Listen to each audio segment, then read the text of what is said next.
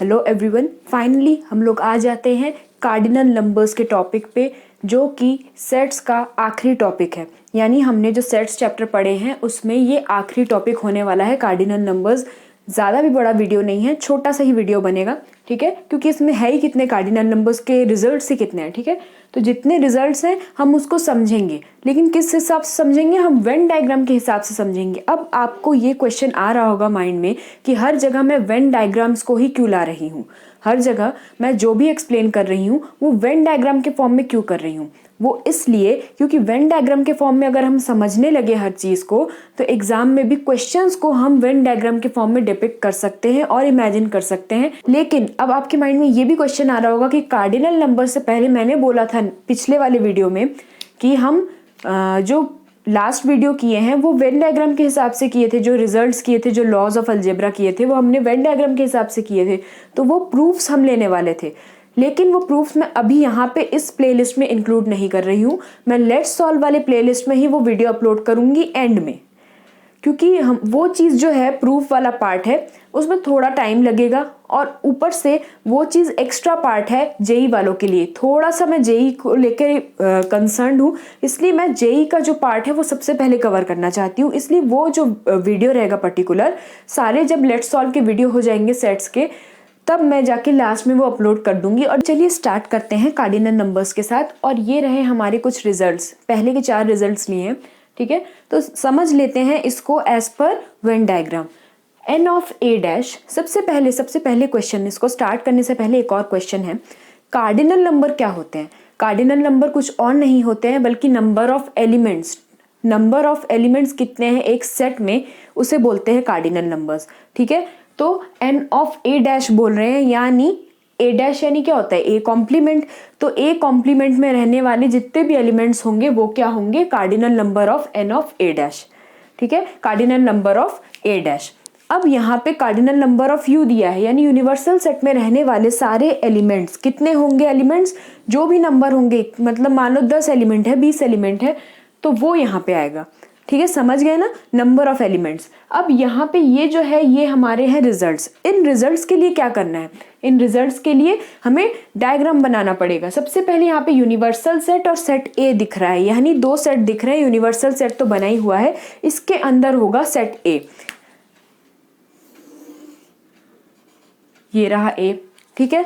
तो क्या बोल रहे हैं, एन ऑफ ए डैश, यानी एन ऑफ ए डैश हमें फाइंड करना है। एन ऑफ ए डैश कैसे पता चलेगा, ए डैश ए कॉम्प्लीमेंट क्या होता है, इसको छोड़ के बाकी सब, यानी इस वाले, इसके अंदर वाले को छोड़ के बाकी का बाहर का पूरा ए कॉम्प्लीमेंट।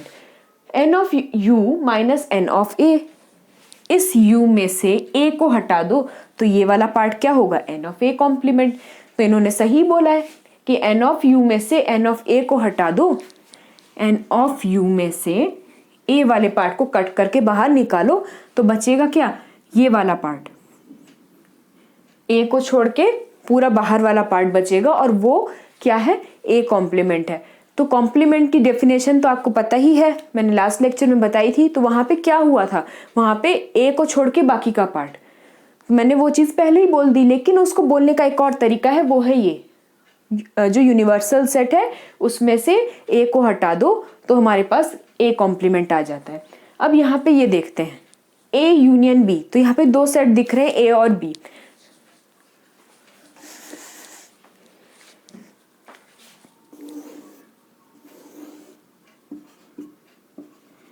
दो सेट दिख रहे हैं ए और B, n of A plus n of B minus A intersection B. अब तक हम क्या कर रहे थे, ए यूनियन बी की डेफिनेशन क्या ले रहे थे, A plus B minus A intersection B. Same वही है, बस उसमें लग गया है कार्डिनल नंबर का एन, ठीक है। यानी क्या बोलना चाह रहे हैं कि ए यूनियन बी के अगर हमें कार्डिनल नंबर्स फाइंड करने हैं तो हम कैसे करेंगे, इसका कार्डिनल नंबर प्लस इसका कार्डिनल नंबर, और जो ये एक्स्ट्रा डबल टाइम काउंट हो रहा है उसमें से एक को हटा दो, एक बार हटा दो। देखो क्या हो रहा है, इसका कार्डिनल नंबर ऐड किया, इसका कार्डिनल नंबर ऐड किया। एक चीज नोटिस की क्या, कि ये जो ए है और ये जो बी है यहाँ पे ओवरलैप हो रहे हैं, जिसकी वजह से ये पार्ट जो है ये 2 बार काउंट हो रहा है। तो हमें 2 बार क्यों काउंट करना है, इसलिए हम एक बार काउंट करके और दूसरे वाले पार्ट को हटा देते हैं, ये रहा। तो वो सेम फॉर्मूला है, बस यहाँ पे n लग गया है। अब अगले फॉर्मूले की ओर चलते हैं, a यूनियन b। अगर n of a plus n of b दिख रहा है, दैट मीन्स कुछ तो गड़बड़ है यहाँ पे, कुछ तो गड़बड़ है भाई साहब यहाँ पे, क्योंकि a इंटरसेक्शन b नहीं दिख रहा है। तो a इंटरसेक्शन b अगर नहीं दिख रहा है, दैट मीन्स इंटरसेक्शन वाला पार्ट एग्जिस्ट नहीं हो रहा है, क्योंकि हमने कुछ हटाया ही नहीं ना। यहाँ पे 2 बार आया रहता, उसमें से 1 बार रखे रहते और एक को हटाया रहता। लेकिन यहाँ पे हमने क्या किया, यहाँ पे तो कुछ किया ही नहीं है ये प्रोसीजर। तो इससे क्या हो रहा है, इससे पता चल रहा है कि a और b जो है ये दोनों अलग सेट हैं। ये a और b ये दोनों अलग हैं, इनके बीच में कोई कॉमन पॉइंट्स आते ही नहीं है, इसलिए n of a plus n of b लिख के छोड़ दिया। इसलिए हम इसको ऐसे मानेंगे। ये क्या हुए, डिसजॉइंट हुए,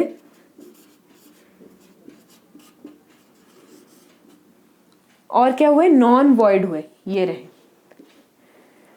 ठीक है, डिसजॉइंट का मतलब दोनों अलग अलग हैं। अगर दोनों यहाँ पे इंटरसेक्ट हुए रहते तो ये वाला पार्ट जो है ये होना ही चाहिए था, इंटरसेक्शन वाला पार्ट। वो अगर होता तो यहाँ से हमें एक रखना पड़ता और एक को हटा देना पड़ता। तो ये जो है इन दोनों का एडिशन, इसमें एक इंक्लूडेड है। ये जो पार्ट है a का, n of a plus n of b, यहाँ पे ये जो सेंटर वाला पार्ट है ये 2 बार आया है, तो इसमें एक बार ये इंक्लूडेड है, एक को हमने हटाया है। तो यहाँ पे हमने एक को हटाया है, यहाँ पे एक को नहीं हटाया है, जिससे पता चल गया हमें कि ये दोनों डिसजॉइंट है। अब अगले वाले में क्या दिखा रहे हैं, n of a minus b।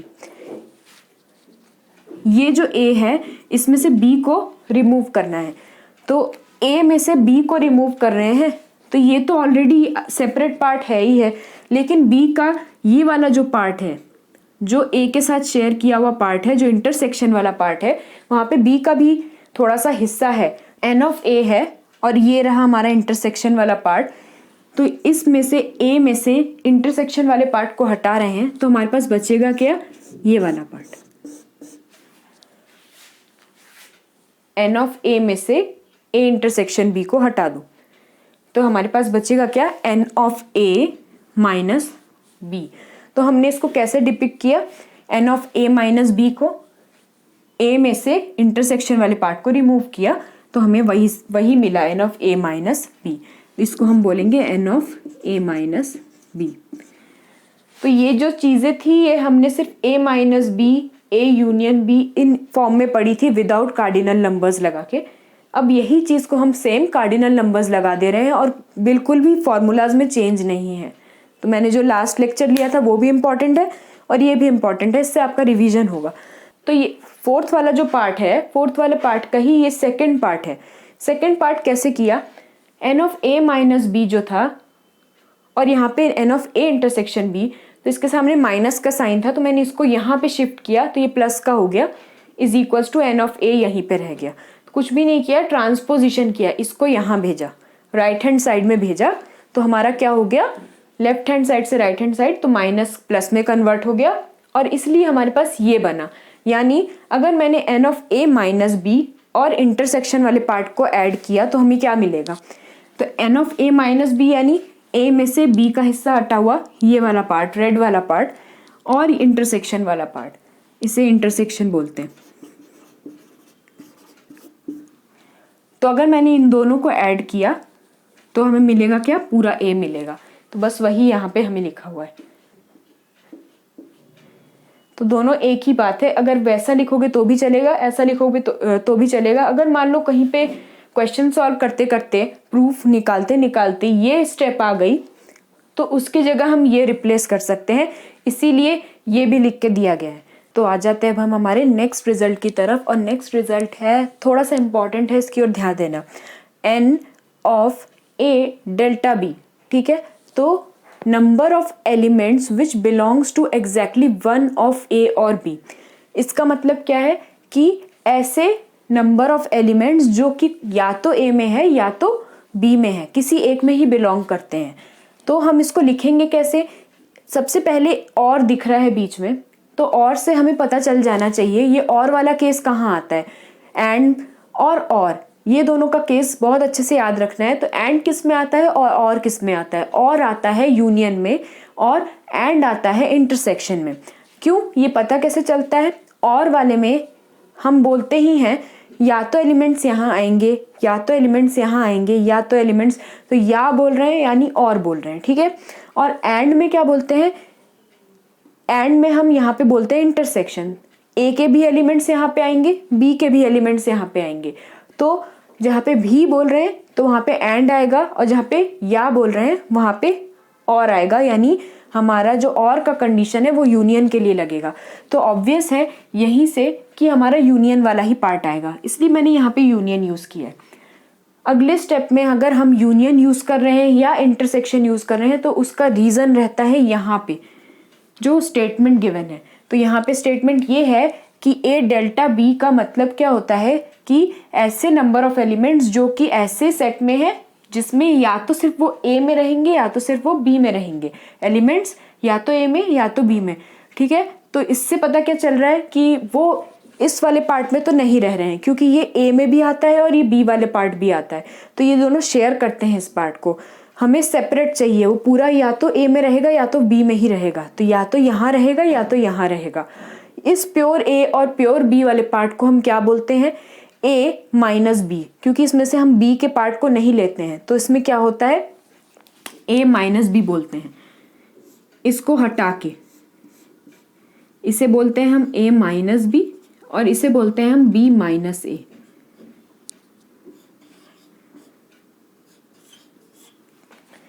इसको याद रखना बस, ठीक है। तो या तो मेरे एलिमेंट्स ए माइनस बी में होंगे और बी माइनस ए में होंगे। तो मैंने बस बाहर एन लगाया, ये तो मेन कंसेप्ट है, इसको लेके चलना ही है। एन क्या है? एन कार्डिनल नंबर, यहाँ पे भी एन लगाया गया है इसलिए यहाँ पे एन लगाया है, और कोई रीज़न है नहीं, ठीक है। अब यहाँ पे ए माइनस बी है, यूनियन दिख रहा है, और बी माइनस ए है, तो हमें पता ही है कि ए माइनस बी और बी माइनस ए ये पूरे पूरे डिसजॉइंट है। तो ऑब्वियस है इन दोनों के बीच में कोई भी इंटरसेक्शन वाले पॉइंट्स आएंगे नहीं। ये है हमारा ए माइनस बी और ये है हमारा बी माइनस ए, बीच वाला पार्ट तो इंटरसेक्शन का आ ही नहीं रहा है, तो हमें कोई प्रॉब्लम ही नहीं है। हम सीधे इनको प्लस के साइन से रिप्लेस कर सकते हैं। प्लस का साइन ही क्यों लिया?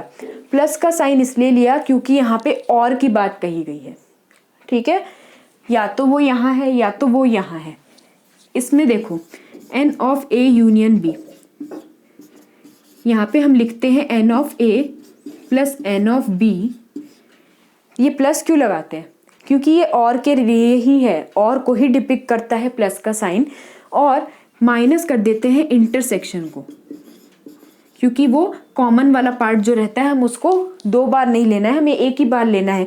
एक बार तो यहीं पे इंक्लूड हो गया और ये एक्स्ट्रा हो रहा था, इसलिए मैंने एक एक्स्ट्रा को हटाया यहाँ से। तो ये जो चीज़ है वो यहाँ पे नहीं है, क्योंकि ये दोनों पूरे सेपरेट है, तो कोई इंटरसेक्शन हो ही नहीं रहा है। डिसजॉइंट सेट्स में कुछ इंटरसेक्शन का है ही नहीं, इसलिए मैंने दोनों को सिंपल ऐड कर दिया। अब यहाँ से मेरे को क्या पता चल रहा है कि ए माइनस बी जो है, ए माइनस बी हम उसको कैसे लिख सकते हैं? N of A minus intersection. ये कैसे किया? ए माइनस बी को मैं ऐसा भी लिख सकती हूँ, n of A minus B को मैं कैसा लिख सकती हूँ?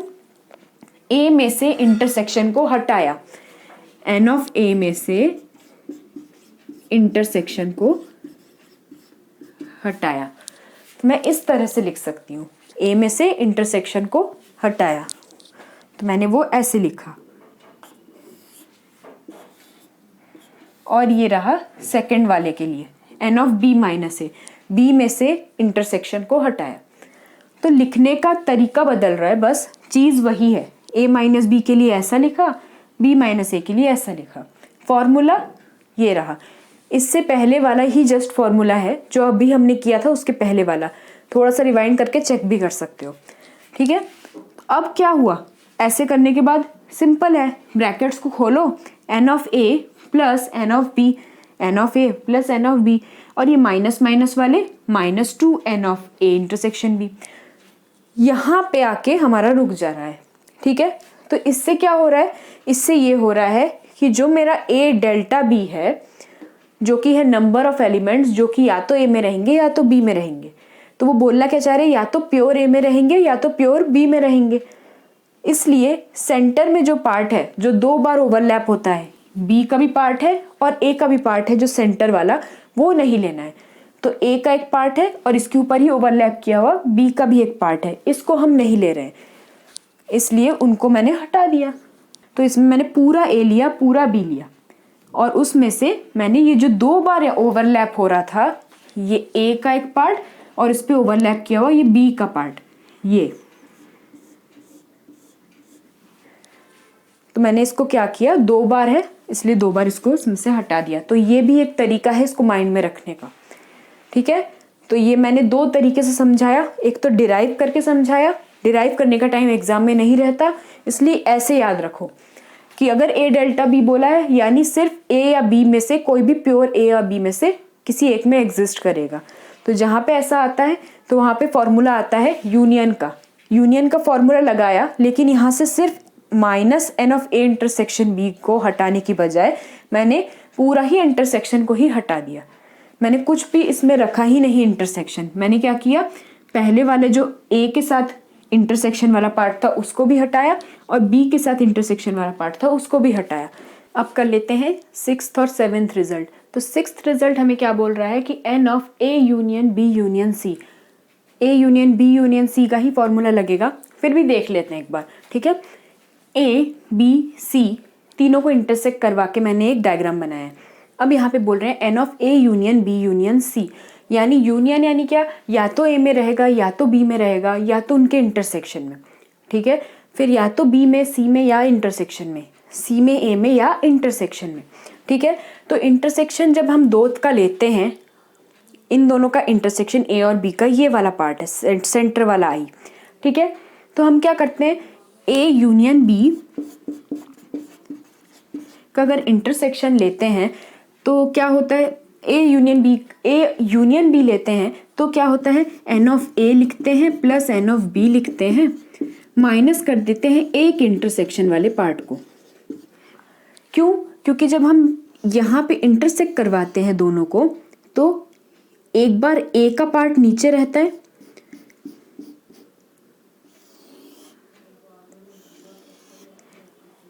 ऐसा रहता है, ठीक है।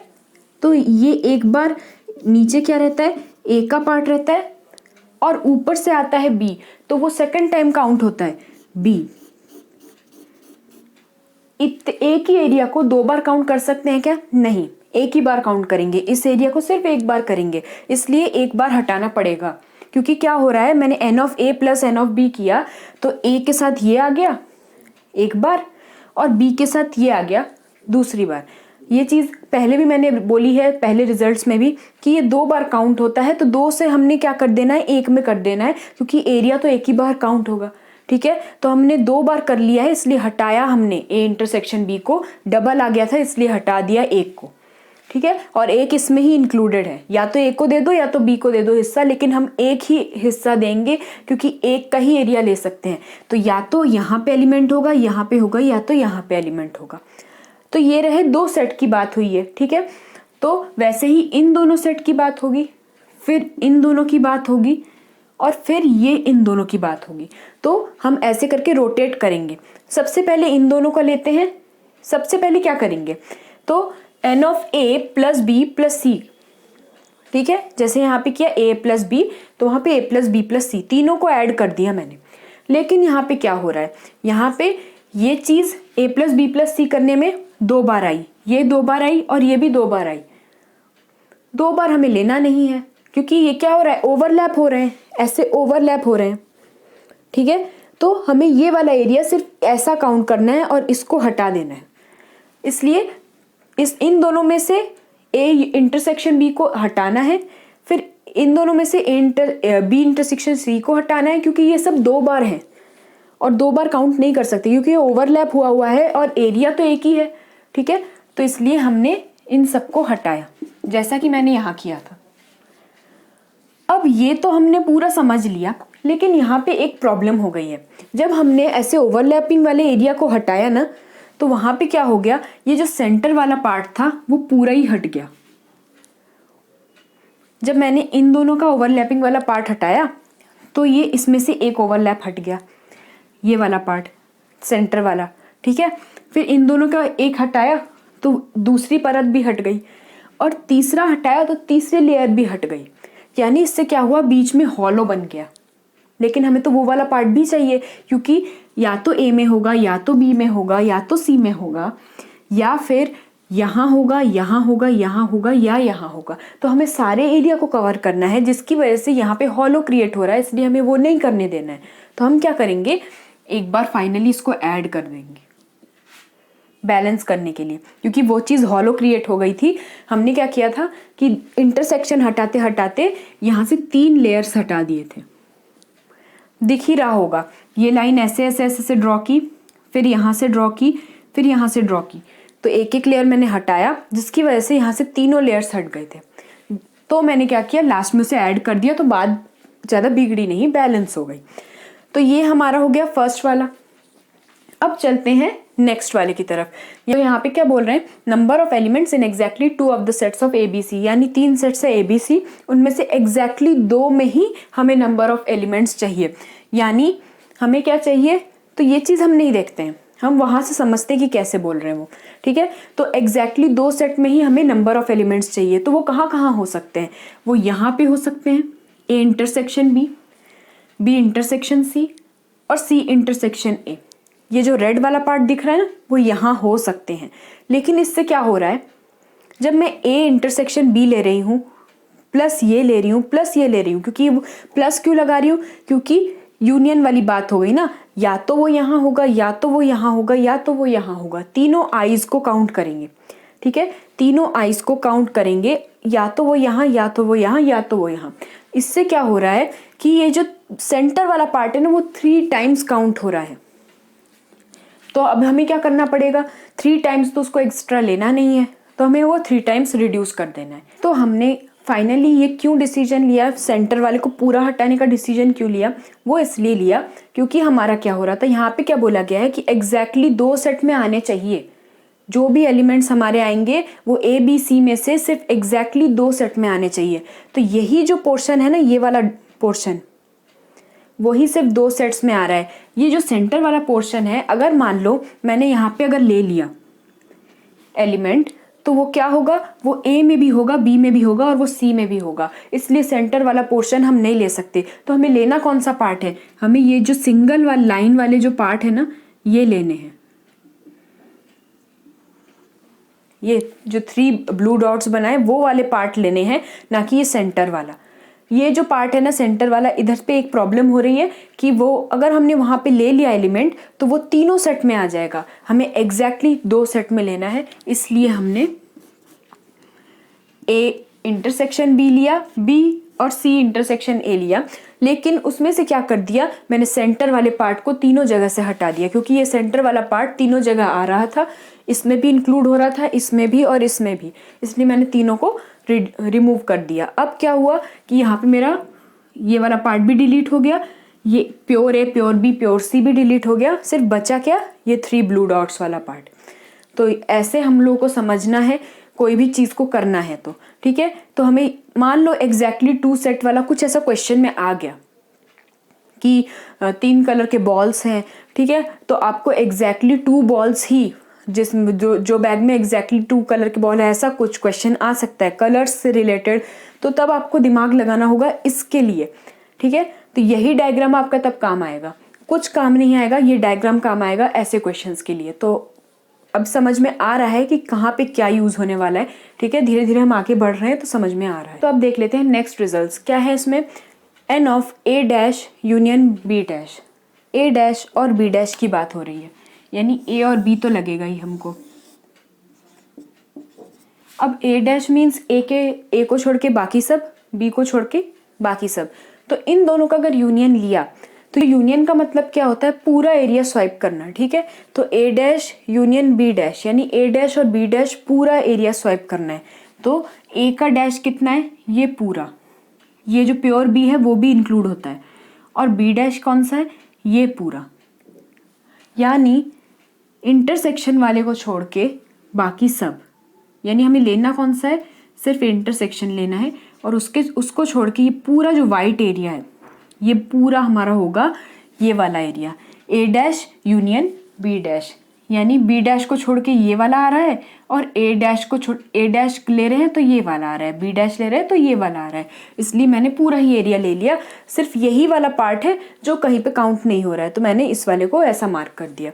अब क्या हो रहा है, n of A intersection B dash भी बोल सकते हैं इसको, बोल नहीं सकते क्या? ध्यान से देखो हमारा एरिया कौन सा आ रहा है, मतलब हमें लेना कौन सा एरिया है, सिर्फ इसको छोड़ के बाकी पूरा एरिया हम ले रहे हैं, ठीक है ना। ए डैश बी डैश में ये पूरा एरिया हमारा कवर हो गया है यूनियन में, तो हम इसको ये भी तो बोल सकते हैं कि इसका कॉम्प्लीमेंट, क्योंकि ए का कॉम्प्लीमेंट ये था, बी का ये था, दोनों का यूनियन लिया, पूरा बाहर का एरिया स्वाइप हो गया हमारा, ठीक है। तो बचा कौन सा, ये वाला अनशेडेड पार्ट बचा। मैंने इसको शेड इसलिए कर दिया ताकि मुझे पूरा शेड ना करना पड़े, पूरा हौच पौच दिखेगा इसलिए, ठीक है। तो ये जो वाइट वाला पार्ट है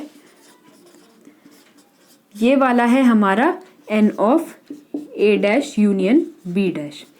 अब शायद समझ में आ जाए आपको। तो ये जो हमारा पार्ट है ए डैश यूनियन बी डैश का, तो हम इसको और भी क्या लिख सकते हैं, हम इसको लिख सकते हैं ए इंटरसेक्शन बी का कॉम्प्लीमेंट, ए इंटरसेक्शन बी को छोड़ के सारा, ठीक है, ये रहा। और हम इसको क्या बोल सकते हैं, यूनिवर्सल सेट में से इंटरसेक्शन को माइनस करो तो ये वाला एरिया बचता है। इस यूनिवर्सल सेट में से इस हिस्से को माइनस करो तो ये बचता है, ठीक है। तो 3 तरीके हैं इसको लिखने के, ये और ये, जो जहाँ एप्लीकेबल हो और जिसको जहाँ लगा के इजीली आंसर आ जाए बस वो करना है। तो इसको क्या करना है, इसको साइड में एक ना आपको इतना सा बनाना है रफ कॉलम, और उधर पे ये बना के ऐसे चेक कर लेना है कि चलो ये वाला पार्ट आ रहा है, ठीक है। तो छोटा सा डायग्राम बनाना है पेपर में, चेक कर लो, इजीली आप सॉल्व कर सकते हो इससे रिलेटेड क्वेश्चंस। ये भी आप पता चल जाएगा और ये भी आपको पता चल जाएगा, लेकिन इनको याद करोगे ना तो कुछ भी याद नहीं रहने वाला, क्योंकि ये जो रिजल्ट्स हैं इनको याद करना ही नहीं है, इनको सबको समझना है और बार बार समझना है। हर 1 महीने या 2 महीने के गैप में इसे एक बार रिवाइज ज़रूर कर लेना, तो अपने आप माइंड में रहेगा कि हमने ये किया कैसे था। बस डायग्राम बनाने का तरीका समझना है और डायग्राम को एनालाइज करना समझना है, ठीक है। तो मैंने ये तो बना लिया, लेकिन इसके बाद हमने एनालाइज कैसे किया इसको, कि यूनिवर्सल सेट में से अगर इसको माइनस किए तो बाकी का एरिया मिलता है जो कि हमें रिक्वायर्ड है, ठीक है। या फिर अगर इसका कॉम्प्लीमेंट ले लिए सेंटर वाले का तो इसको छोड़ के बाकी का एरिया हमें लेना है, तो वो भी यहाँ पे है। तो ऐसे करके लेना है हमको और हमें उसे एग्जाम में अप्लाई करना है अलग अलग क्वेश्चंस में। अब ये वाला देखते हैं, A dash intersection B dash, A complement और बी कॉम्प्लीमेंट का इंटरसेक्शन लेना है, यानी ऐसा पार्ट जो कि कॉमन आए ए का कॉम्प्लीमेंट और बी का कॉम्प्लीमेंट लेने पे। ये होगा ए का कॉम्प्लीमेंट पूरा, ए को छोड़ के पूरा, ठीक है। इमेजिन करने की कोशिश करो कि ए है बी है, ठीक है, तो ए को छोड़ के पूरा ए का कॉम्प्लीमेंट और बी को छोड़ के पूरा बी का कॉम्प्लीमेंट।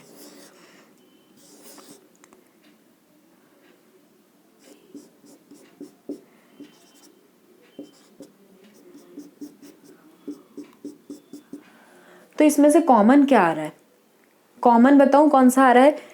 देखो ऊपर वाले में ये वाला पार्ट शेड नहीं हुआ, अगर मैंने इन दोनों को ऐसे एक दूसरे के ऊपर भी रखा तो सिर्फ इसके बाहर का एरिया ही कॉमन आ रहा है। तो हम इससे क्या बोल सकते हैं, ए यूनियन बी का कॉम्प्लीमेंट। इसके ये वाला इरेज कर देती हूँ, इससे कंफ्यूजन होगा, ये पुराने वाले का था, ठीक है। तो यहाँ पे क्या हो रहा है, ए का कॉम्प्लीमेंट ये हुआ, बी का कॉम्प्लीमेंट ये हुआ, इन दोनों को मर्ज करके देख लो। तो इन दोनों को जब मर्ज करेंगे तो इन दोनों के अंदर का तो कुछ भी पार्ट नहीं आने वाला कॉमन। कॉमन कौन सा आएगा, जो ये बाहर यूनिवर्सल सेट का खाली पार्ट है ना, वो वाला पार्ट कॉमन आएगा, ये वाला पार्ट।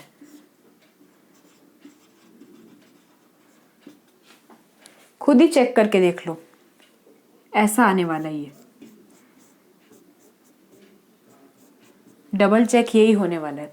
पूरा इसको सेट करके देखो, इसमें भी सिंगल लाइन सी आएगी, इसमें भी सिंगल लाइन सी है, पर यहाँ पे जब रख देंगे ना तो यहाँ पे डबल लाइन सेट हो जाएगी, जिसकी वजह से हमें इनके अंदर तो कोई एलिमेंट नहीं मिलने वाले, लेकिन हाँ ये जो बाहर का पार्ट है यानी ए और बी के बाहर का पार्ट जो दिख रहा है वहाँ पे एलिमेंट्स मिल सकते हैं। तो हम इसको और भी क्या बोल सकते हैं, ए यूनियन बी का कॉम्प्लीमेंट बोल सकते हैं। ठीक है, तो वही चीज़ यहाँ पे लिखी है। या फिर हम क्या बोल सकते हैं, यूनियन में से यूनियन को निकाल दो, यूनिवर्सल सेट में से यूनियन को निकाल दो। ठीक है, तो ये पूरा यूनिवर्सल सेट है, इसमें से मैंने क्या किया, इसको हटा दिया तो मुझे ये मिल गया। तो ऐसे हमको एनालाइज करना है एग्जाम में। ठीक है, अब ये वाला देख लेते हैं, ए इंटरसेक्शन बी डैश।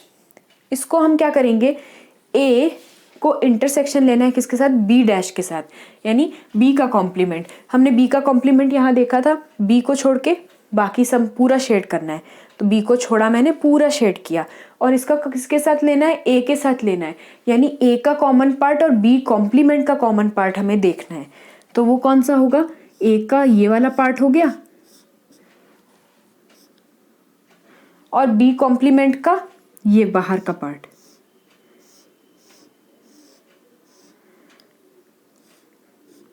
ये पूरा ए का पार्ट। तो मैं देख रही हूं कि ये जो पार्ट है ए का, प्योर ए का, वहां पे ये शेड हो रहा है, डबल क्रॉस हो रहा है। तो हम इसको और क्या क्या लिख सकते हैं, इसको लिखने के बहुत से तरीके हैं। इसको प्योर ए को हम और क्या लिख सकते हैं, ए माइनस बी भी लिख सकते हैं। तो वो भी लिखा होगा शायद, इधर पे नहीं लिखा है, हम लिख सकते हैं पर n of A minus B भी लिख सकते हैं, क्योंकि इंटरसेक्शन और कॉम्प्लीमेंट का कॉम्बिनेशन ही माइनस होता है। ठीक है, फिर एन ऑफ ए में से इंटरसेक्शन को हटाया गया है, वो भी लिख सकते हैं, ए में से इंटरसेक्शन वाले पार्ट को हटा दो। तो ये डिफरेंट तरीके हैं। यहाँ पे देखो लिखा भी नहीं था पर मैंने लिख लिया, ए माइनस बी भी लिख सकते हैं। ठीक है, तो ऐसे बहुत से तरीके हैं एक ही चीज़ को लिखने के, लेकिन कौन से प्रॉब्लम में क्या काम आए। अभी देखो मान लो ऐसा भी हो सकता है आपके प्रॉब्लम में कहीं पे 2 of n a minus B लिखा आया, ठीक है, और प्लस में लिखा हुआ आ गया n of a intersection b dash. जिसको नहीं पता होगा कि इसकी वैल्यू क्या है या फिर इसका मतलब क्या है, वो इसके आगे सॉल्व भी नहीं कर पाएगा। लेकिन मुझे पता है कि a इंटरसेक्शन b डैश, यानी मैं करके देख लूँगी, फटाक से एक छोटा सा डायग्राम बनाऊंगी, a और b का इंटरसेक्शन लेते हैं, a और b डैश का इंटरसेक्शन लेते हैं, तो मेरा ये वाला पार्ट कॉमन आ रहा है, दैट मीन्स प्योर a वाला पार्ट है। तो मैं प्योर a है यानी a माइनस बी लिख सकती हूँ, या फिर मैं ये भी लिख सकती हूँ। अगर मैंने ये चीज़ लिख दी तो भी मेरा सॉल्व नहीं होगा, लेकिन मैंने अगर ये वाला स्टेप लिखा तो मेरा सॉल्व हो जाएगा क्वेश्चन। a माइनस बी लिखेंगे और यहाँ पे हम क्या लिखेंगे, n of a minus B. जैसे ही मैंने ये लिखा हमारा आंसर आ गया 3n a माइनस बी। तो ये है तरीका किसी भी क्वेश्चन में अप्लाई करने का। मैंने अप्लाई करने का तरीका भी आज इस लेक्चर में बताया है, तो ये बहुत इंपॉर्टेंट पार्ट है। लास्ट का पार्ट सुपर इम्पॉर्टेंट है, क्योंकि हम यहाँ पे क्या कर रहे हैं, हम अप्लाई करना भी सीख रहे हैं कि कोई क्वेश्चन में अगर ऐसा आए तो हमें करना क्या है, एक छोटा सा डायग्राम कॉर्नर में बनाना है और चेक कर लेना है कि ये जो पर्टिकुलर स्टेप आई इसका हम क्या कर सकते हैं और किस किस फॉर्म में लिख सकते हैं। हम इसको ऐसे भी फॉर्म में लिख सकते हैं या फिर इसको ऐसे भी फॉर्म में लिखा जा सकता है, लेकिन अगर ये फॉर्म मैंने उधर लगा दिया तो हम क्वेश्चन में और अटकते चले जाएंगे और हमारा क्वेश्चन सॉल्व नहीं होगा। ये तो मैंने बहुत छोटा सा लिया है, ऐसे लंबे आते हैं पूरे इक्वेशंस, उसको कट करना बहुत ईजी होता है, लेकिन लोगों को ये कन्वर्ट करना ही नहीं आता कि इंटरसेक्शन और कॉम्प्लीमेंट का जो कॉम्बिनेशन है उसको माइनस से रिप्लेस कर सकते हैं। मैंने इसको ऐसे याद रखा है, आप कैसे याद रखते हो ये आप पे डिपेंड करता है। आप डायग्राम से निकाल सकते हो, इट्स वेल एंड गुड, तब भी कर सकते हो। तो ये जो है ये टाइम सेवर है, इंटरसेक्शन कॉम्प्लीमेंट, तो ये थोड़ा सा याद करने वाला पार्ट हुआ। अगर कुछ भी याद नहीं करना है तब भी आप ये बहुत अच्छे से कर सकते हो, सिर्फ डायग्राम्स के बेस पे। तो डायग्राम्स इसलिए मैंने 2 लेक्चर लिए, पूरा डायग्राम सबको अच्छे से समझा है। तो अब लास्ट में देख लेते हैं ये दोनों रिजल्ट्स और उसके बाद हम एंड करेंगे। तो N of A intersection B को हम कैसे लिख सकते हैं, यहाँ पे सबसे पहले ए और बी ले लेते हैं। ए इंटरसेक्शन बी को कैसे लिख सकते हैं, यूनियन में से B complement A intersection B complement हटाना, ए कॉम्प्लीमेंट इंटरसेक्शन बी हटाना। तो ये थोड़ा सोचने में टफ जा रहा है, लेकिन हम लोग कर सकते हैं इसको। कैसे करेंगे? ए इंटरसेक्शन बी, तो यूनियन में से किसको हटाना? ए इंटरसेक्शन बी का कॉम्प्लीमेंट। ठीक है, तो बी का कॉम्प्लीमेंट कौन सा है? बी ये है, बी का कॉम्प्लीमेंट ये है।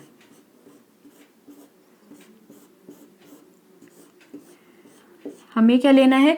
ए इंटरसेक्शन बी का कॉम्प्लीमेंट, यानी ए का इंटरसेक्शन लेना है किसके साथ? बी के कॉम्प्लीमेंट के साथ।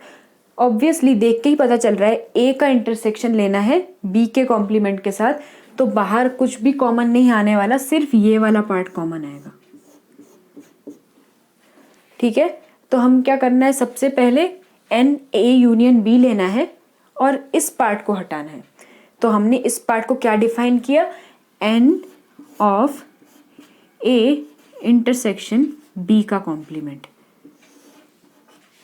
ठीक है, अब हमें क्या करना है? इस पार्ट को हटाना है, तो ऑब्वियसली अदर वे राउंड लेंगे।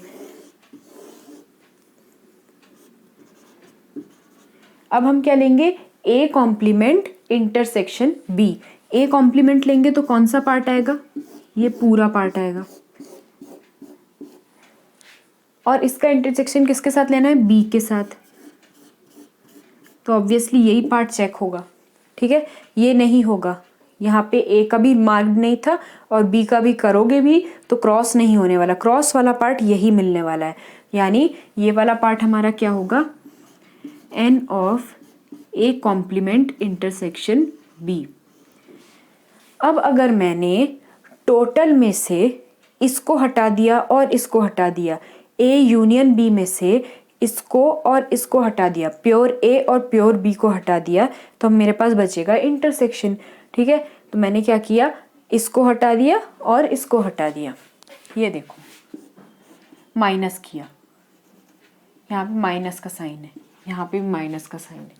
ठीक है, तो मैंने माइनस किया और दोनों में से ए यूनियन बी में से दोनों को रिमूव कर दिया, तो मेरे पास इंटरसेक्शन वाला पार्ट ऑब्वियसली बचा। तो इसको लिखने का तरीका ये है।